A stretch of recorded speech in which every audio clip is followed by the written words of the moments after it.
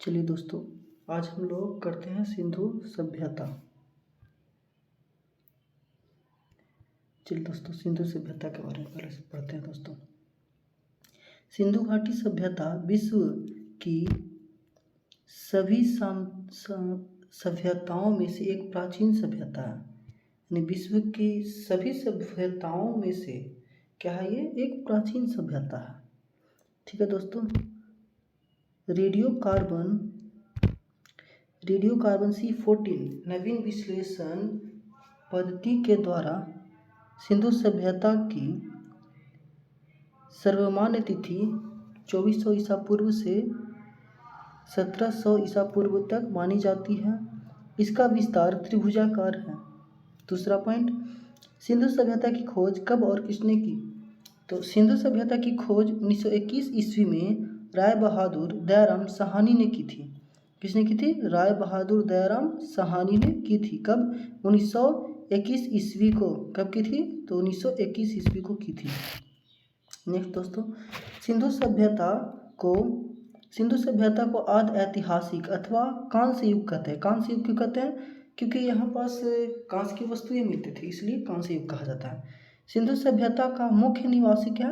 द्रविड़ एवं भूमध्य सागरीय थी। ज़्यादातर निवासी क्या थे वहाँ के? तो द्रविड़ थे और भूमध्य सागरीय थे। चलिए दोस्तों, अगला आते हैं।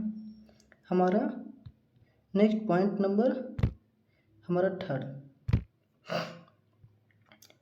नेक्स्ट पॉइंट दोस्तों में इसमें द्रविड़ का अर्थ होता है दक्षिण भारत का एक प्रदेश। ठीक है दोस्तों। नेक्स्ट, भूमध्य सागर पृथ्वी का एक सागर है। भूमध्य सागर क्या है? तो पृथ्वी का एक सागर है। ठीक है दोस्तों, सागर है जो उत्तरी अफ्रीका, यूरोप, अनातोलिया तथा मध्य पूर्व के बीच स्थित है। कहाँ स्थित है? तो उत्तरी अफ्रीका, यूरोप, अनातोलिया तथा मध्य प्रदेश पूर्व के बीच स्थित है। तीसरा, सर जॉन मार्शल ने किसकी खोज की थी? चलिए दोस्तों, तो सर जॉन मार्शल किसकी खोज किए थे? तो इसमें लिखा हुआ है दोस्तों, सिंधु घाटी सभ्यता को हड़प्पा सभ्यता के रूप में भी जाना जाता है। ये तो सबको पता है दोस्तों, इससे हमको मतलब नहीं, जो लगभग 2500 ईसा पूर्व पाकिस्तान और पश्चिमी भारत से विकसित हुई थी। इससे नहीं मतलब दोस्तों, हमें सवाल में पूछा गया सर जॉन मार्शल ने किसकी खोज की थी, जो कि है यहाँ से दोस्तों। 1924 में भारतीय पुरातत्व सोसाइटी, जिसको बोलते हैं ASI, भारतीय पुरातत्व सोसाइटी को क्या बोलते हैं? ASI के महानिदेशक सर जॉन मार्शल ने दुनिया के लिए सिंधु घाटी में एक नई सभ्यता की खोज की। सिंधु घाटी में जो है उन्होंने एक नई सभ्यता की खोज की थी। ठीक है, भारतीय पुरातत्व सोसाइटी ASI, भारतीय पुरातत्व सोसाइटी। नोट, जॉन मार्शल 1902 से 1908 तक, यानी 1902 से 1928 तक ASI के महानिदेशक थे। 1928 तक मतलब 26 साल तक क्या रहे थे? वो निदेशक रहे थे। किसका? भारतीय पुरातत्व सोसाइटी का, यानी ASI का। चलिए दोस्तों, अगला आते हैं। सिंधु सभ्यता के सर्वाधिक पश्चिमी पुरास्थल सुतकांगेडर यानी बलूचिस्तान, पूर्व पुरास्थल अल्मगीरा यानी मेरठ, उत्तरी पुरास्थल मंदा यानी मंदा कहाँ? अखनूर, जम्मू कश्मीर, और दक्षिण पुरास्थल दाइंबाद जो कि अहमदाबाद और महाराष्ट्र है। चलिए दोस्तों, अगला पॉइंट में आते हैं हम। हमारा पेज नंबर नेक्स्ट दोस्तों, सवाल में है चौथा, बलूचिस्तान पाकिस्तान में है। बलूचिस्तान है कहाँ? तो पाकिस्तान में, जो कि दशक नदी के किनारे बसा है। किस नदी के किनारे बसता है बलूचिस्तान? तो दशक नदी के किनारे बसा है। नेक्स्ट दोस्तों, आपका आलमगीरपुर, यह उत्तर प्रदेश में हिंडन नदी के किनारे बसा है। यानी अगर बात किया जाए आलमगीरपुर कहाँ है, तो यह भारत में है, जो कि उत्तर प्रदेश में है। और किस नदी के किनारे बसा है? तो हिंडन नदी के किनारे बसा है। कौन? आलमगीरपुर। अगला दोस्तों, मंदा जो है वो जम्मू कश्मीर में चिनाब नदी के किनारे बसा है दोस्तों। यह भी क्या है? मंदा कहाँ है? तो भारत में ही, क्योंकि जम्मू कश्मीर हमारा भारत में ही है दोस्तों। अगला आते हैं पॉइंट, टाइमाबाद यह महाराष्ट्र में स्थित है, तो जो कि गोदावरी नदी के किनारे बसता है। टाइमाबाद किस नदी के किनारे बसा है दोस्तों? गोदावरी नदी के किनारे बसा है। और कहाँ है? तो महाराष्ट्र में। सिंधु सभ्यता या सैंधव सभ्यता नागरीय सभ्यता थी। सिंधु सभ्यता को नागरीय सभ्यता भी कहते हैं, ये कह सकते हैं दोस्तों। नेक्स्ट दोस्तों, सैंधव सभ्यता से प्राप्त परिपक्व अवस्था वाले स्थलों में केवल 6 बड़े नगर की संख्या दी गई है, जो कि यानी 6 को बड़े बड़े नगरों का स्थान दिया गया है सैंधव सभ्यता है। मतलब सिंधु घाटी सभ्यता में, सैंधव सभ्यता का अर्थ होता है दोस्तों सिंधु घाटी सभ्यता। सिंधु घाटी सभ्यता में जो है 6 नगर को सबसे ज़्यादा महत्व बताया गया। कौन कौन?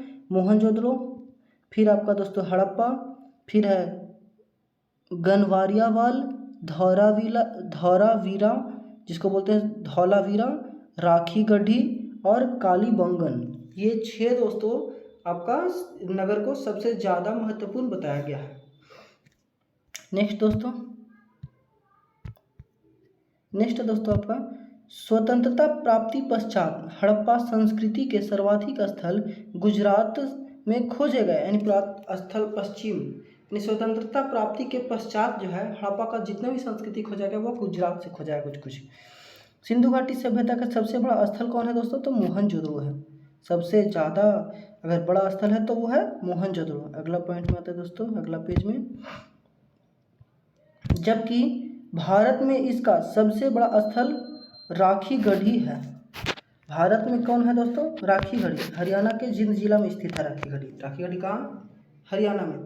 यानी दोस्तों मोहनजोदड़ो जो है वो पाकिस्तान में है, और हमारा भारत में कौन है दोस्तों? राखी गढ़ी सबसे बड़ा स्थल। इसका खोज 1969 ईस्वी में सूरजभान ने की थी, यानी सूरजभान ने राखीगढ़ की खोज की। कब की थी? 1969 ईस्वी में दोस्तों। अगला पॉइंट में आते हैं दोस्तों, सिंधु सभ्यता का सबसे बड़ा बंदरगाह कौन है?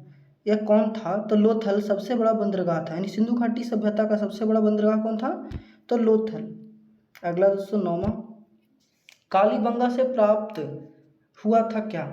कालीबंगा में उत्खनन से प्राप्त अवशेषों में तांबे से निर्मित औजार, हथियार व मूर्तियाँ मिली हैं। सबसे ज़्यादा यही सब मिले थे दोस्तों, तांबा के से निर्मित औजार, हथियार, मूर्तियाँ। फिर जूते हुए खेत मिले, उसका नक्शेदार ईंटों का प्रयोग का कुछ साक्ष्य मिला। साक्ष्य मतलब दोस्तों कुछ उसका अवशेष मिले हैं, जो यह प्रकट करता है कि मानव प्रस्तर युग से ताम्र युग में भी प्रवेश कर चुके होंगे। प्रस्तर युग से क्या हो गए? ताम्र युग में प्रवेश कर चुके होंगे। नेक्स्ट दोस्तों,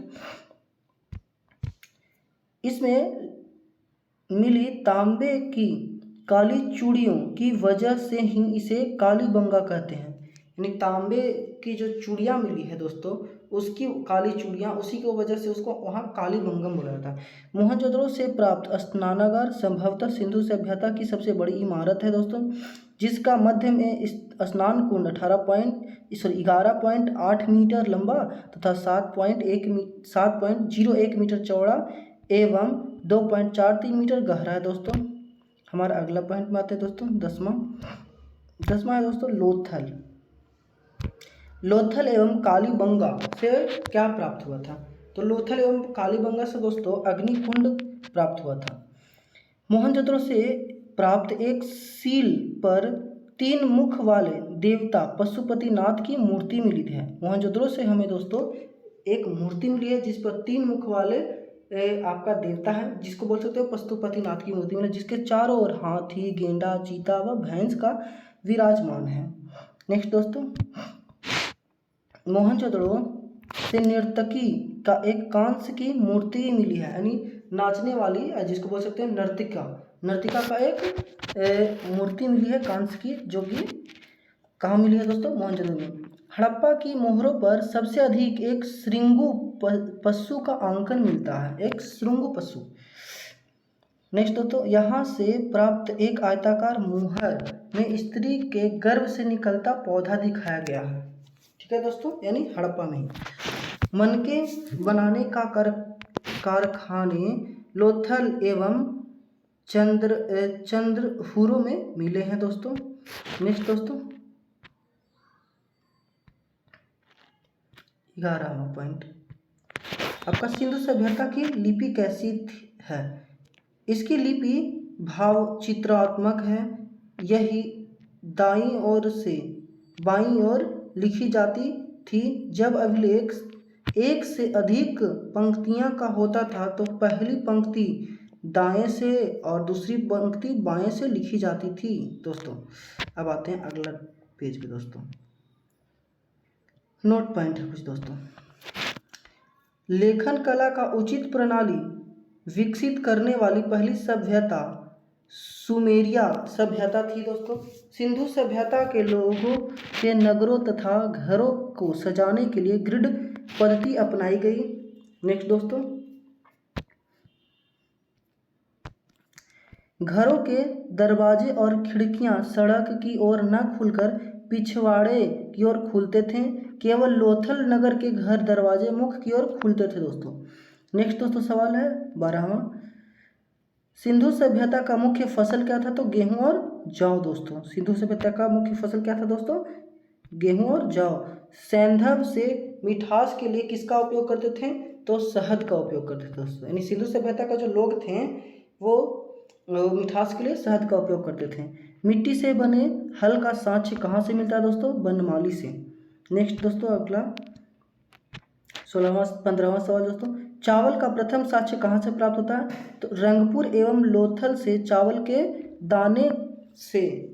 दाने मिले हैं जिनसे धान की खेती होने का प्रणाली मिलता है दोस्तों। किसकी प्रणाली मिलती है दोस्तों? धान की खेती के होने का। नेक्स्ट दोस्तों अगला सवाल। घोड़े का अस्थि पंजर कहाँ से मिले हैं? तो घोड़े का अस्थि पंजर जो है दोस्तों वो मिले हैं सुरकोतदा, कालीबंगा एवं लोथल से सैंधव काली घोड़े का अस्थि पंजर मिले हैं दोस्तों। नेक्स्ट दोस्तों पॉइंट है दोस्तों। सैंधव सभ्यता के लोग यातायात के लिए दो पहियों एवं चार पहियों वाले बैलगाड़ी या भैंसों गाड़ी का उपयोग करते थे। मेसोपोटामिया के अभिलेखों से वर्णित मेहुला शब्द का अभिप्राय सिंधु सभ्यता से ही है दोस्तों। संभवतः हड़प्पा संस्कृति का शासन वर्णिक वर्ग के हाथों में था। किसके वर्ग में था दोस्तों? वर्णिक वर्गों के हाथों में था दोस्तों। अगला आते हैं 17वां सवाल। हड़प्पा एवं मोहनजोदड़ो को एक विस्तृत साम्राज्य की जुड़वा राजधानी किसने कहा? तो पिगटन ने कहा दोस्तों कि हड़प्पा और मोहनजोदड़ो जो है वो जुड़वा है दोस्तों। हड़प्पा और मोहनजोदड़ो जो है वो क्या है दोस्तों? जुड़वा है। किसने कहा था दोस्तों ये कि जुड़वा है? तो पिगटन ने कहा था दोस्तों। अगला दोस्तों पॉइंट है। सिंधु सभ्यता के लोग धरती को उर्वरता की देवी मानते थे, इसलिए धरती की पूजा भी करते थे। वृक्ष पूजा एवं शिव पूजा के प्रचलन के साक्ष्य भी सिंधु सभ्यता से मिलती है। अगला सवाल है दोस्तों।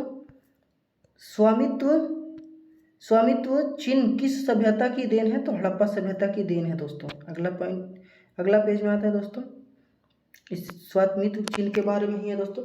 इस चिन्ह से सूर्योपासना का अनुमान लगाया जाता है। सिंधु घाटी के नगरों में किसी भी मंदिर के अवशेष नहीं मिले हैं। अगला सवाल दोस्तों 19। सिंधु सभ्यता में किसकी उपासना सर्वाधिक प्रचलित थी? तो मार्त देवी की उपासना सर्वाधिक प्रचलित थी दोस्तों सिंधु सभ्यता में। मार्त देवी मतलब हमारे धरती माता की पूजा। सिंधु सभ्यता में किस पशु का सबसे ज़्यादा पूजनीय माना जाता था? कुब्बड़ वाला सांड को सबसे ज़्यादा पूजनीय माना जाता था दोस्तों सिंधु सभ्यता में। अगला पॉइंट है दोस्तों क्वेश्चन नंबर 21 दोस्तों। सैंधववासी कौन सी वस्तुओं का प्रयोग करते थे दोस्तों? सूती एवं ऊनी वस्त्रों का उपयोग करते थे ज़्यादा दोस्तों सैंधववासी।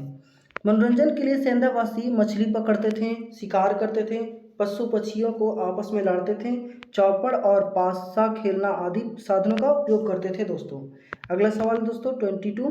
सिंधु सभ्यता के लोग कैसे बर्तन बनाते थे? तो सिंधु सभ्यता के लोग काले रंग से डिजाइन किए हुए लाल मिट्टी के बर्तन बनाते थे दोस्तों। सिंधु घाटी के लोग तलवार से परिचित नहीं थे दोस्तों।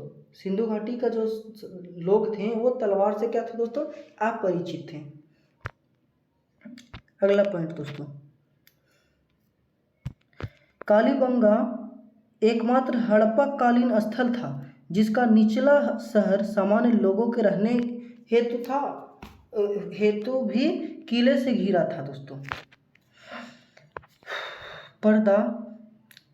पर्दा प्रथा एवं वैश्यावृत्ति सैंधव सभ्यता से प्रचलित था दोस्तों। कुछ नोट पॉइंट है दोस्तों। अगला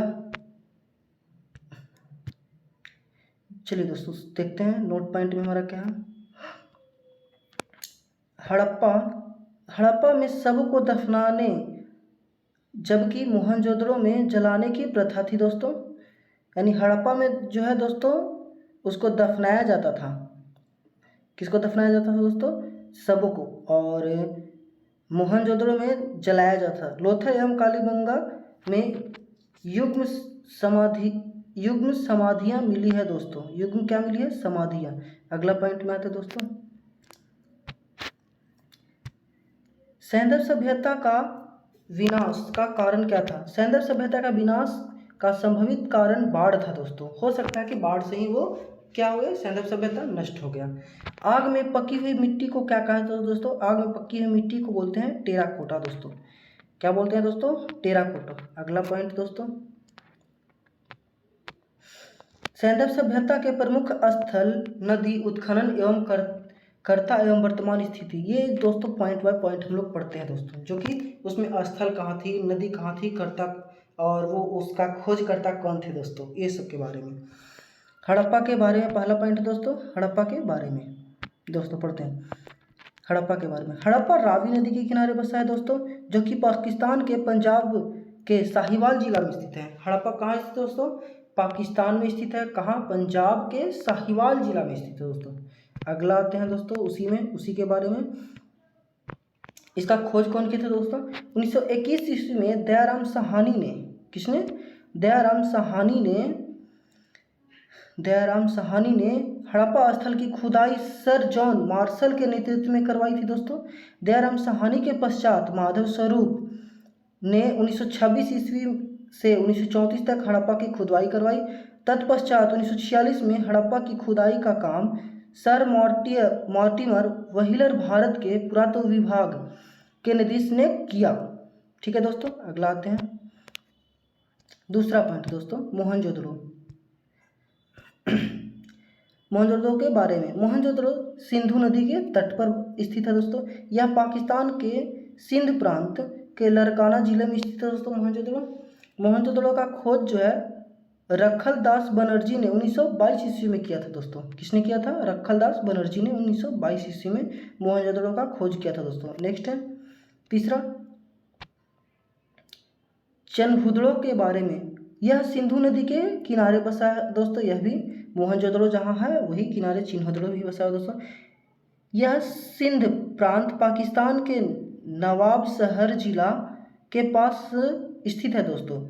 यह क्षेत्र पाकिस्तान के सिंध प्रांत के मोहनजोदड़ो से 130 किलोमीटर यानी 81 मील लगभग दक्षिण में स्थित है दोस्तों। नेक्स्ट पॉइंट है दोस्तों, इसका खोजकर्ता। इस स्थल का खोजकर्ता 1930 ईस्वी में ननी गोपाल मजूमदार द्वारा किया गया और उसके बाद 1935 से 1936 ईस्वी में America school of indica and Iranian तथा म्यूजियम ऑफ फाइन आर्ट्स बेस्टन दल ने अर्नेस्ट जॉन हेनरी मैके के नेतृत्व में करवाई। ठीक है दोस्तों, जॉन हेनरी मैके के नेतृत्व में करवाई। अगला पॉइंट है दोस्तों नेक्स्ट पेज में, चौथा पॉइंट है दोस्तों कालीबंगा के बारे में दोस्तों। यह घगर नदी के किनारे बसा है दोस्तों। कालीबंगन कहाँ बसा है दोस्तों? घगर नदी के किनारे। यह भारत के राजस्थान का हनुमानगढ़ जिला में स्थित है दोस्तों। कहाँ दोस्तों ये बसा है? भारत का राजस्थान का हनुमानगढ़ जिला में स्थित है। इसके बारे में बात करते हैं दोस्तों। कालीबंगा 4000 ईसा पूर्व से भी अधिक प्राचीन मानी जाती है दोस्तों। सर्वप्रथम 1952 ईस्वी में अलकनंदा द्वारा तथा 1961 से 1969 ईस्वी में ब्रजवासी लाल बीबी लाल द्वारा व बालकृष्ण थापर बीके थापर जिसको बोल सकते हैं दोस्तों द्वारा किया गया। नेक्स्ट दोस्तों पॉइंट आते हैं, इसी में पॉइंट है दोस्तों। 1961 से 1969 के बीच हड़प्पा की खुदाई से मिली वस्तुओं को रखने के लिए 1983 ईस्वी में कालीबंगा संग्रहालय की स्थापना हुई। यानी कालीबंगा के संग्रहालय की स्थापना कब हुई दोस्तों? तो 1983 ईस्वी में। ये एक पॉइंट बन सकता है दोस्तों। अगला पॉइंट आते हैं दोस्तों, कोट दिज्जी। कोट दिज्जी के बारे में, सिंधु नदी के किनारे बसा है। कहाँ बसा है दोस्तों? कोट दिज्जी सिंधु नदी के किनारे। यह सिंधु प्रांत के खैरपुर स्थान पर स्थित है। कोट दिज्जी को फजल अहमद द्वारा 1953 ईस्वी में खोजा गया था दोस्तों। अगला आते हैं दोस्तों छठा, रंगपुर के बारे में। रंगपुर मादर नदी के किनारे बसा है दोस्तों। रंगपुर भारत के गुजरात में गठियावाड़ा जिला में स्थित है दोस्तों। रंगपुर में रंगनाथ राव द्वारा 1953 से 1954 के बीच खोजा गया था दोस्तों। अगला पॉइंट आता है दोस्तों, रोपड़ के बारे में। रोपड़ सतलज नदी के किनारे बसा है दोस्तों। यह भारत के पंजाब के रोपड़ जिले में स्थित दोस्तों। कहाँ है दोस्तों? तो रोपड़ जिले में, भारत के पंजाब में। नेक्स्ट दोस्तों, इसी के बारे में, रोपड़ का खोज इसे जो है यज्ञदत्त शर्मा ने 1953 से 1956 के बीच खोजा था दोस्तों। अगला पॉइंट आते हैं दोस्तों आठवां, लोथल के बारे में।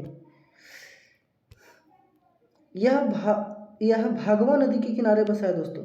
यह भारत के गुजरात के अहमदाबाद जिला में स्थित है दोस्तों।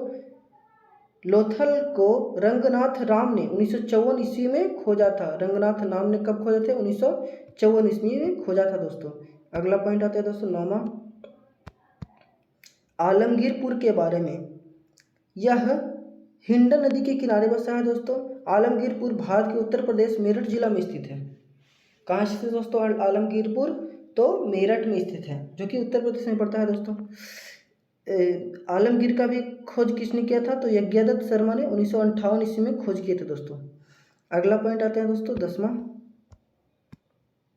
हमारा सतपुड़ के बारे में। चलिए दोस्तों, यह दशक नदी के किनारे बसा दोस्तों। सूतकांगडोर पाकिस्तान के मकानों में समुद्र तट के किनारे बसा है दोस्तों। इसका खोज जो है, इसे ऑरेल अस्टाइन ने 1927 ईस्वी में खोज किया था। किसने किया था? सूतकांगडोर को ऑरेल अस्टाइन ने 1927 ईस्वी में खोज किया था दोस्तों। अगला सवाल 11वां सवाल दोस्तों, बनमाली के बारे में। बनमाली रंगोई नदी के किनारे बसा दोस्तों। भारत की हरियाणा का हिसार जिले में स्थित है दोस्तों बनमाली। इसका खोज 1974 ईस्वी में रविंद्र सिंह बिष्ट ने की थी दोस्तों। नेक्स्ट आते हैं दोस्तों धौलावीरा के बारे में, जो कि अगला पेज में है दोस्तों। धौलावीरा लुई नदी के किनारे बसा दोस्तों। यह भारत के गुजरात के कच्छ जिला में स्थित दोस्तों। धौलावीरा का खोज 1968 ईस्वी में जेपी जोशी द्वारा हुई थी और यहाँ 1889 से और 205 के बीच पुरातत्वविद अनुसंधान की 13 कलाविधियों में उत्खनन का कार्य किया गया था दोस्तों। अगला पॉइंट आता है दोस्तों सोतकाह के बारे में। यह सादी कौर नदी के किनारे बसा है दोस्तों। यह पाकिस्तान एक होना चाहिए दोस्तों, पाकिस्तान, यहाँ पास एक मिसप्रिंटिंग है दोस्तों। यह पाकिस्तान के बलूचिस्तान में स्थित है दोस्तों। सोतकाह 1962 ईस्वी में हिंद में जॉर्ज डेल्स ने खोजा था। यानी सोतकाह को 1962 ईस्वी में हिंदी में जॉर्ज डेल्स ने खोज किया था दोस्तों। अगला पॉइंट आता है दोस्तों सिंधु काल के विदेशी व्यापार के बारे में चलते हैं दोस्तों। कुछ आयाती वस्तु, तांबा जो है कहाँ से आती थी सबसे ज़्यादा दोस्तों सिंधु काल में? तो खेदड़ी से आता था दोस्तों, फिर बलूचिस्तान से आता था और ओमान से। ये 3 जगह से तो दोस्तों तांबा का सबसे ज़्यादा कैसे था बिजनेस किया जाता था दोस्तों, वहाँ से लाया जाता था तांबा को। अगला चांदी को अफगानिस्तान और ईरान से दोस्तों आपका लाया जाता था दोस्तों। अगला सोना का दोस्तों कर्नाटक, अफगानिस्तान और ईरान, ये 3 स्थान से लाया जाता था दोस्तों, या उत्खनन किया जा सकता था दोस्तों। अगला पॉइंट पे आते हैं दोस्तों। अगला पॉइंट है हमारा टीन आता था दोस्तों अफगानिस्तान और ईरान से लाया जाता था दोस्तों टीन को। सिंधु सभ्यता में टीन को कहाँ से लाया जाता था दोस्तों? तो अफगानिस्तान और ईरान से। नेक्स्ट है दोस्तों गोमेद गोमेद को सौर राष्ट्र से लाया जाता था दोस्तों। नेक्स्ट है दोस्तों लाजवार्द को मोसोपोटामिया से, और सीसा को ईरान से लाया जाता था दोस्तों। सिंधु सभ्यता में ये सारे चीज़ों को जो है लाया जाता था दोस्तों, सभी जगह से इकट्ठा करके दोस्तों। थैंक यू दोस्तों, धन्यवाद दोस्तों।